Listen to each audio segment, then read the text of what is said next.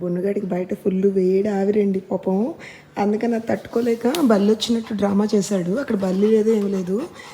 వెళ్ళి కామ్గా ఇంట్లోకి తీసుకొచ్చి క్రిష రూమ్లో కట్టేస్తే లేదు, వాడికి టీవీ చూడాలని ఉంది. అది చూడండి, అక్కడ టీవీలో ఏదో సినిమా వస్తుంటే టీవీ చూస్తున్నాడు. ఇప్పుడు వేషాలు మామూలు వేషాలు కాదు అసలు. ఓకే ఓకే ఓకే చెప్పట్లేదు. నీ గురించి కాదు ఊరికే ఎవరినో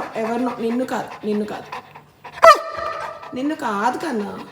బాగాలేదని మ్యాగీ చేసి ఇవ్వండి. సో నాకు కూడా కొంచెం ఏంటో థ్రోట్ ఇన్ఫెక్షన్లా ఉంది. ఈ మధ్య అస్సలు తగ్గట్లేదు. ఒకసారి వస్తే ఆల్మోస్ట్ ఒక నెలల తరబడి అలా ఉంటుంది. సరే, దానికోసం నా కోసం కూడా మ్యాగీ అయితే చేసుకున్నాము. ఈరోజు సంభవం ఇద్దరికి టీ తాగే మూడ్ లేదు, సో టీ స్కిప్ చేసి మ్యాగీ చేసుకున్నాము. ఈ మ్యాగీ అండి మామూలుగా ఉప్మాకి మనం ఎలా అయితే తాలింపు వేసుకుంటామో పచ్చిమిరపకాయలు కరివేపాకు అలా వేస్తే దీనికి ఇష్టము. ఎందుకో చిన్నప్పటి నుంచి పప్పులు మ్యాగీ అని అడుగుతుంది. సో ఇప్పుడు కూడా అలాగే చేసి తీసుకురా మమ్మీ అంటే చేస్తాను. మా బున్నుబాబు అండి, నేను మ్యాగీ చేశాను క్రిషాకి, దానికి పెట్టాలంటున్నాను కదా. సో ఒకటే గోల, ముందు ఆడికి పెట్టాలి. వాడి నోట్లో నీళ్ళు వచ్చేస్తున్నాయి చూసారా. ఇప్పుడు ఆడికి టేస్ట్ తినిపించాకే దానికి పెట్టాలంట. విద్దేశంలో వీడే నాకు ఫస్ట్ అది అయిపోయిందా సాంబారు. ఇదేంటో తెలీదు, రెచ్చిపోయి ఒకటే అరవడం. వాడికి నచ్చలేదు చూసారా. వాడికి ఏదో ఓన్లేండి బ్యాడ్ ఫుడ్ ఎంజాయ్ చేయట్లేదు మనాడు. గున్ను, ఇదే నన్ను అడిగావు కదా, అరిసావు కదా, తిను. ఇదే నేను అక్కకి చేసింది, తిను మరి. కన్నయ్య తిను కమాన్, హ్యాబిట్. ఎగర్సావు కదరా, తిను. వాడు ఎక్స్ప్రెషన్స్ చూసారా. అనవసరంగా అరిసాను, అదేదో బిర్యానీ అనుకున్నాను, ఇదేదో సోది పెడుతుంది అనుకుంటున్నాడు. బున్ను ఇదిగో తిను, దా మరి. వద్దా? అబ్బా, మా మేనల్లుడు పంచలు గోరింటాకి ఇంకా పోలేదండి. చెక్క బాగా కనిపిస్తుంది. ఇదిగో నాన్న తిను. వెళ్ళి నా ఫుడ్ నాకు పట్టరా అన్నట్టు కూర్చున్నాడు ఫోజ్ ఇచ్చి. సర్లేండి, మేము తినేసి వాడి ఫుడ్ కూడా వాడికి పెట్టేస్తాను. సరే, ఇంకా నైట్ వాక్ టైం అయిందండి. ఆల్రెడీ కౌశిక్ వాడిని తీసుకెళ్ళాడు ఒక రౌండ్. ఇంచుమించు 7 అట్లా అవుతుంది. సో జనరల్గా ఈవినింగ్ 5:30కి ఒక రౌండ్ వెళ్తే మళ్ళీ నైట్ అరౌండ్ 9:30 లాస్ట్ రౌండ్ చేపించేసి పడుకోబెట్టేస్తాం అనమాట. ఇంక తర్వాత ఇంకా పేచి పెట్టాడు. So last walk is very important, లేకపోతే కొంచెం ఇసుకిస్తాడు, నైట్ అరుస్తాడనమాట. సరే, ఎందుకో చాలా పద్ధతిగా చాలా వినయంగా నడుస్తున్నాడండి.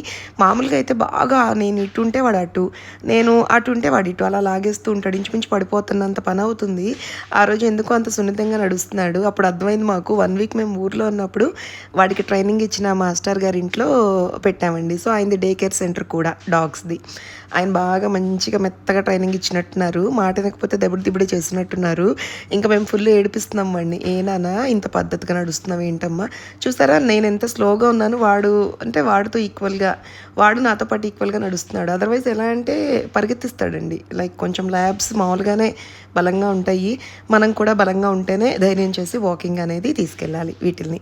సో ఇక్కడ వీడి ఫీలింగ్స్ ఏంటంటే, ఆ పక్కన లెఫ్ట్ సైడ్లో ఎవరో ట్రక్ పక్కన 2 అబ్బాయిలు హిందీలో మాట్లాడుకుంటున్నారండి. వాళ్ళని అలా ఒక లుక్ ఇచ్చాడు, మళ్ళీ నన్ను చూశాడు. వీడి ఉద్దేశం ఏంటంటే, వీళ్ళని ఎప్పుడు చూడలేదే మన కాలనీలో, ఎవరై ఉంటారు నీకు తెలుసా మమ్మీ అన్నట్టు ఎక్స్ప్రెషన్ అనమాట. అసలు వాడి ఫీలింగ్స్ అండి నిజంగా పాపం మాటలు ఏదనే కానీ. తర్వాత కాస్త ముందుకెళ్ళిన తర్వాత కుడిపక్క ఒక ఇంట్లో వర్క్ నడుస్తుందండి. సో ఏదో మరి నెయిల్ పాలిష్ రిమూవర్ లాగా ఏదో స్మెల్ వస్తుంది ఆ ఇంట్లో నుంచి. మరి రంగులు వేసారా మరి ఏదో జరుగుంటుంది. అసలు అక్కడ ఆగిపోయాడు, స్టడీగా ఆగిపోయి ఆ ఇంటిని చూస్తాడు, నన్ను చూస్తాడండి. అంటే వాటికి కూడా ఎన్ని రకాల ఫీలింగ్స్. అండ్ సుస్తు పోయడం చూసారా. సెలెక్టివ్ టైర్స్ అండి, కార్ల మీద ఏం పోయాడు పాపం, ఎందుకనాలి. Selective tyres. ఇక్కడ రాధాకృష్ణ పూలు జోను నాకు చాలా ఇష్టం అండి. నా పక్కన రాధాకృష్ణ పూలు ఉన్నాయి కదా, ఖచ్చితంగా అక్కడ ఆగుతాను. మంచి వాసన వస్తుంది నైట్ టైం వాక్లో అని. మనాడికి అసలు నచ్చదనమాట. నేను ఆగితే కొంచెం ఖర్చు వస్తుంది, లాగుతాడు నన్ను. కాసేపు ఉండమ్మా అంటే కూడా ఉండడు. ఎలా ఉంటుందంటే, నాకు భయం, నాకు ఇష్టం లేదు, నీకు ఆ పూల వాసన నీకు ఇష్టమైతే నువ్వు ఒంటరిగా రా, నాతో పాటు వచ్చినప్పుడు ఇక్కడ ఆగొద్దు, అలా చూస్తాడండి. నిజంగా మాటలు వచ్చేసి సడన్గా మాట్లాడితే నాకు గుండె ఆగిపోద్దేమో అనిపిస్తుంది. వాడి ఎక్స్ప్రెషన్స్, వాడి కళ్ళు, అసలు కళ్ళు అయితే ఇంత రౌండ్గా గోలికాయల్లాగా ఉంటాయి. పెద్దగా చేసి చూస్తుంటాడు ఒక్కొక్కసారి. పాపం లోపల ఏం జరుగుతుందో ఏంటో అస్సలు అర్థం కాదు. సో ఇక్కడ ఏమైందంటే, లెఫ్ట్ సైడ్ ఒక హౌస్ దగ్గరికి వచ్చామండి. వీడి ఫ్రెండ్ ఇల్లు. జనరల్గా ఇక్కడ ఆగుతాడు, అక్కడున్న పప్పితో ఆడుకుంటూ ఉంటాడు. అక్కడ పప్పి లేదనమాట. కానీ ఎందుకో నన్ను చూసారా వెనక్కి లాగేస్తున్నాడు. ముందుకంటూ నడవట్లేదు.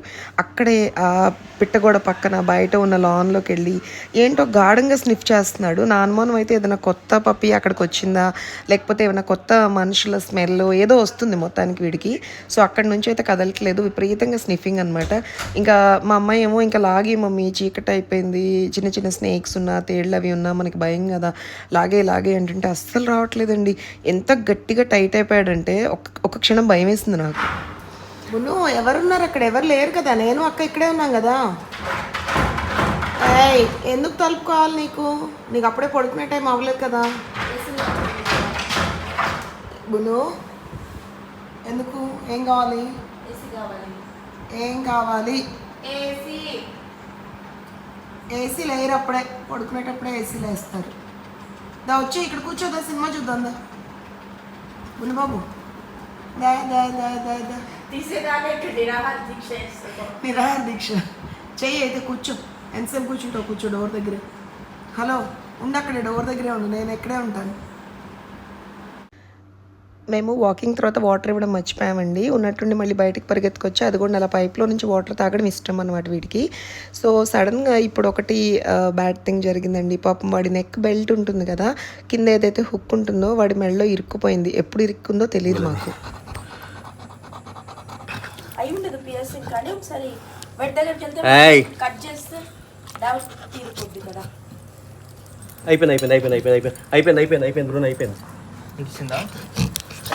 వచ్చేస్తుంది బయటకు వచ్చేసి. Okay good good boy. దగ్గరలో ఉంది కొంచెం. ఎందుకు మరి కొంచెం పెయిన్ ఉంటుంది మ్యామ్, ఓకేనా? అదేలే వచ్చేసింది చూసారా, కొంచెమే కదా అవుతుంది పోను, కొంచెం అవుతుంది.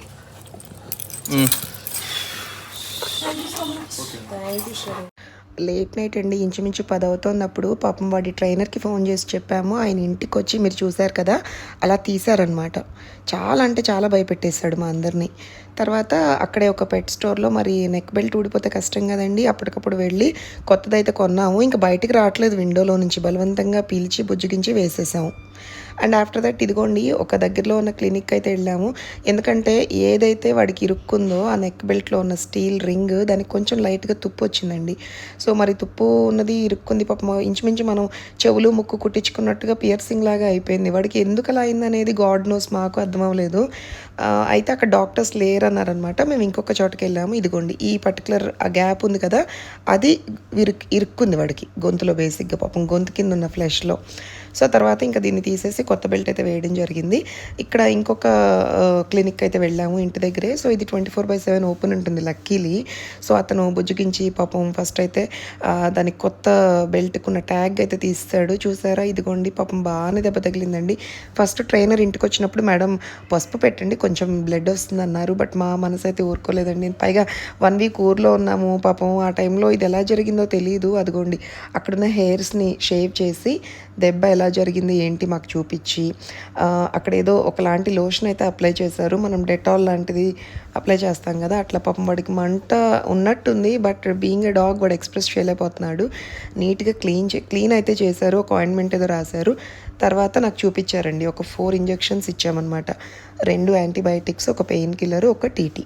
సో టీటీ కోసమని వెళ్ళాం బేసిక్గా మేము, ఎందుకు రిస్క్ చేయడం అని. సో మా బాబు పాపం దాన్ని గట్టిగా పట్టుకుని హగ్ చేసుకుని ఉంటే ఈయనైతే ఇంజెక్షన్స్ వేశారు. పాపం టపా టపా టపా టపా 4 షాట్స్ అయితే పడినాయండి. కుయ్యిలా ఆడుతున్నాడు పాపం, పిచ్చి వెదవ. నాకు ఎంత బాధేసిందో, అయ్యయ్యో. ఉన్నట్టుండి యాక్చువల్గా మా అమ్మాయి చూస్తుందండి ఇంట్లో వాకింగ్ తర్వాత ఎందుకో ఇలా ఇచ్చింగ్ అవుతున్నట్టు గోక్కుంటున్నాడు మెడ మీద. అమ్మ ఎందుకు ఇంతలా గోక్కుంటున్నాడని చెప్పి నెక్ బెల్ట్ ఓపెన్ చేస్తాం, కాసేపు వదిలేద్దామని చెప్పి. ఓపెన్ చేసే క్రమంలో కిందున్న ఆ హుక్ దగ్గర రావట్లేదు మెడ నుండి ఆ బెల్ట్. ఇదేంటి రావట్లేదు ఏంటి అని చూస్తే ఇరుక్కుపోయిందనమాట స్కిన్. ఇంకా అప్పుడు ఇంకా లబోదిబో కంగారు మాకు. మళ్ళీ బెల్ట్ వేసేసి మళ్ళీ ట్రైనర్కి ఫోన్ చేసి డాక్టర్స్కి ఫోన్ చేసి ఇదంతా హడావుడి అయిపోయింది. పైగా మేము ఊరు నుంచి వచ్చిన నీరసం ఒక పక్క జరిగింది. ఇక్కడ అలిగాడండి పాపం. బున్ను ఎలా ఉందమ్మా, హౌ ఆర్ యూ ఫీలింగ్, నొప్పిగా ఉందా నాన్న అంటే చూడట్లేదు. చూసారా, మా అమ్మ వెళ్ళి ముద్దు పెట్టింది, అయినా సరే అదిగోండి మొహం తిప్పేసుకుంటున్నాడు. ఆ మూలకెళ్ళి కూర్చున్నాడు. నేను ఊరికే సరదాకి నాన్న మీ అక్కేనయ్యా నీ మెడకున్న బెల్ట్ తీసింది, అప్పుడే మాకు అర్థమైంది అది ఇరుక్కుందని అని అంటే తీయకపోతే ఎల్లకాలం అలా ఉంచేవాళ్ళు మీరు, నీ మంచి కోసమే తీసాను నాన్న అని చెప్తుంది. జస్ట్ ఒక లుక్ వేసి మళ్ళీ అటు తిరిగాడు. తర్వాత ఎందుకో ఏమనిపించిందో మరి ఇంటికి వెళ్ళిపోదాం బంగారం రా అంటే టేబుల్ అయితే దిగాడండి. సరే మరి బిల్ అయితే పేలింది, అనుకోని ఖర్చులు అంటే ఇవే మరి. సో ఎంతైంది ఏంటి నేను డిస్కస్ చేయను ఇక్కడ. అండ్ ఇదిగోండి క్లినిక్ లోపల ఇంజెక్షన్స్ అవి స్టోర్ చేసే చిన్న చిన్న మినీ ఫ్రిడ్జ్లు అనమాట. ఇంకా తర్వాత అయితే ఈ ఫ్రంట్ జోన్లోకి వెళ్దామండి. ఊరికే మామూలుగా క్లినిక్ ఎలా ఉందనేది మీకు ఒక లుక్ వేస్తున్నాను. ఇలా డిఫరెంట్ రూమ్స్ ఉంటాయి. ఒకటేసారి 2-3 డాగ్స్ వస్తే మరి కుదరదు కదా. మా అమ్మాయి చూసారా దీని తుంట్ర చేష్టలన్నీ. ఆ డాగ్ వెయిట్ చూసే మెషిన్ మీద ఎక్కి నుంచింది. అది సంభవం ఏదో ప్రాబ్లం ఉందండి. -25 kgs చూపిస్తుంది. తెగ మురిసిపోతూ చూసుకుంటోంది ఎంత తక్కువ ఉన్నాను చూడు నేను వెయిట్ అని. సో ఇదేంటంటారా, హిట్ కొన్నానండి. బొద్దింకలు ఉన్నాయి కిచెన్లో. ఇంతటితో వ్లాగ్ ముగిస్తున్నాను. బాయ్.